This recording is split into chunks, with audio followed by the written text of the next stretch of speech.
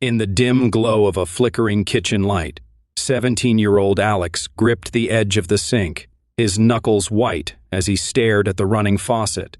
Water cascaded over his trembling hands, but it wasn't enough to wash away the rage boiling inside him. Across the cramped room, his mother, Elena, stood with her back to him, stirring a pot of watery soup on the stove. She was asking for more, always more.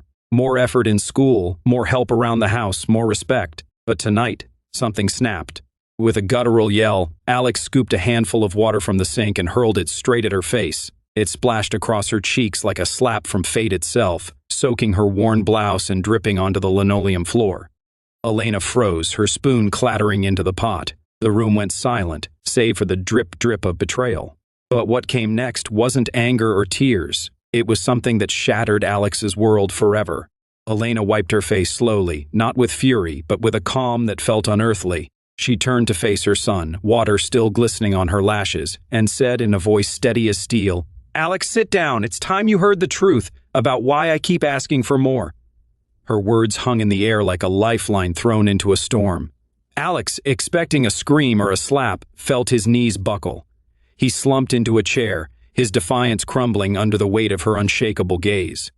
This wasn't the explosion he braced for. It was a revelation that would unravel the threads of his resentment and weave them into something profound. To understand how they got here, we have to go back. Elena Ramirez was a woman forged in the fires of hardship. At 35, she looked a decade older, her once vibrant black hair streaked with premature gray from years of single parenthood. Her husband, Miguel, had walked out when Alex was just 5, chasing dreams of a better life that never materialized. He left behind a mountain of debt, a rundown apartment in a forgotten corner of Chicago, and a little boy who idolized him. Elena worked 2 jobs, days at a diner, nights cleaning offices to keep the lights on. She scrimped on everything, secondhand clothes, generic food, even her own dreams of becoming a nurse. But for Alex, she poured out her soul. She attended every school event, even if it meant skipping meals, and whispered encouragements into his ear at night, believing he could be the one to break the cycle. Alex, however, saw things differently. As he grew into his teens, the absence of his father gnawed at him like a persistent ache. He remembered Miguel's laughter, the way he'd toss a baseball in the park, promising adventures that never came. Elena's constant pushing felt like criticism, a reminder that he wasn't enough. "Why can't you just leave me alone?" he'd snap when she asked about his failing grades or his late nights out with friends who dragged him into trouble. Deep down, Alex was drowning in unspoken grief. He skipped classes, hung out in alleyways smoking cigarettes he couldn't afford, and built walls around his heart to keep the pain at bay.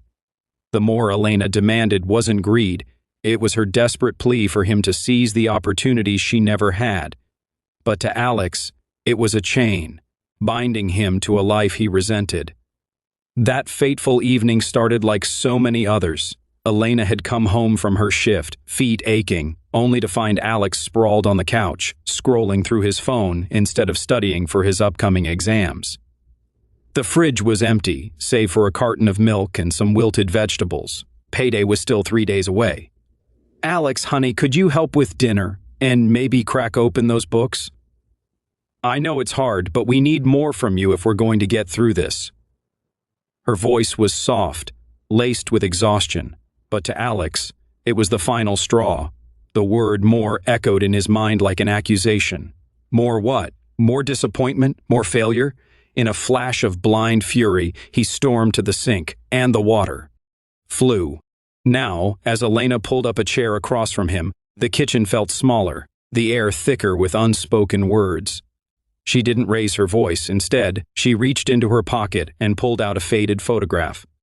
It was of a young girl no older than Alex, standing in front of a modest house in Mexico, her eyes bright with hope. "This is me," Elena said quietly. "At 17, just like you. My parents were poor farmers, and I dreamed of school, of becoming something. But life, it asked for more than I could give." She paused, her fingers tracing the edges of the photo. Alex leaned in, curiosity piercing his anger for the first time. Elena began her story, her voice weaving through memories like a gentle river. Born in a rural village, She was the eldest of 6 siblings. Her father worked the fields from dawn to dusk. Her mother tended to the home with weary hands. Education was a luxury. By 12, Elena was helping in the fields, her small frame bending under the sun.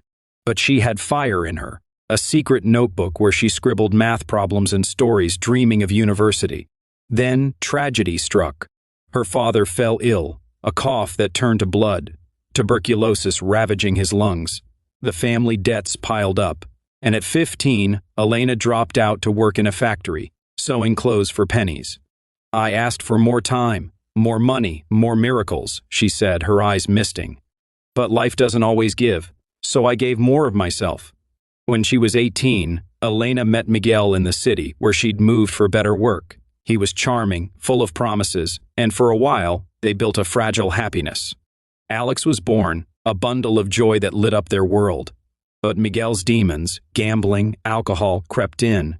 He lost jobs, racked up debts, and one night, after a heated argument, he packed a bag and vanished. Elena was left alone in a foreign country, pregnant with dreams that shattered like glass. "I could have given up," she continued, her voice cracking. "I could have let the bitterness win. But I looked at you, my baby boy, and I promised myself more love, more fight, more everything so you wouldn't have to scrape like I did." Alex felt a lump in his throat as the pieces clicked. All those late nights she worked, the skipped birthdays, the quiet tears he pretended not to hear, they weren't punishments, they were sacrifices. "Why didn't you tell me?" he whispered, his voice hoarse. Elena reached across the table, taking his hand. "Because I didn't want you to carry my pain. I wanted you to chase your own light. But tonight, when you threw that water, it reminded me of my own anger. I threw things too back then, stones at the sky, words at God. It didn't help. What broke me was realizing that more isn't about taking, it's about giving forgiveness, giving second chances." The shocking response wasn't an outburst, it was this raw vulnerability. Elena didn't scold or punish. Instead, she shared her scars, showing Alex that his rage was a mirror of her past. It broke him, not with force, but with empathy. Tears streamed down his face as guilt crashed over him like a wave. "Mom, I'm so sorry," he sobbed, pulling her into a hug. The water on her face mingled with his tears, a baptism of sorts. In that embrace, the walls crumbled. But the story didn't end there. The next days brought challenges that tested their fragile bond. Alex wrestled with his inner demons, the pull of his friends who mocked his softening. One night they pressured him to join a petty theft, stealing from a corner store for thrills. He almost went, the old anger whispering justifications. But Elena's words echoed, "More isn't about what you take, it's what you give." He turned back, choosing instead to help at the diner after school, earning a few dollars to surprise her with groceries. Elena faced her own trials. Opening up stirred old wounds, she dreamed of Miguel, questioning if she'd failed as a mother. But seeing Alex study late into the night, his grades climbing, reignited her hope. She enrolled in night classes for her nursing certification, proving that more was a two-way street. Together, they navigated financial woes. A leaking roof during a storm forced them to huddle under blankets, sharing stories and laughter. Alex opened up about his father's abandonment, and Elena listened without judgment, helping him write a letter he'd never send, releasing the pain. Months passed, and transformation bloomed. Alex graduated high school with honors, securing a scholarship to community college. Elena earned her nursing aid certificate, landing a better job at a clinic. Their apartment, once a symbol of struggle, became a haven of warmth. Fresh paint on the walls, a small garden on the fire escape.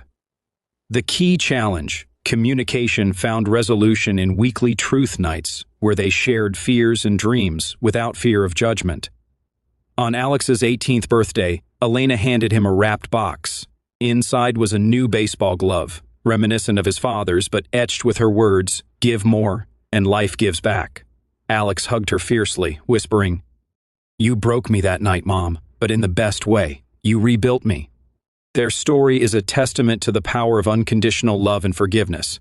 In a world quick to lash out, Elena's shocking response, vulnerability over vengeance, reminds us that true strength lies in sharing our broken pieces. It's not about demanding more from others, but offering more of ourselves. When we choose empathy over anger, we don't just heal wounds, we inspire change. Alex learned that lesson the hard way, but it turned a moment of heartbreak into a lifetime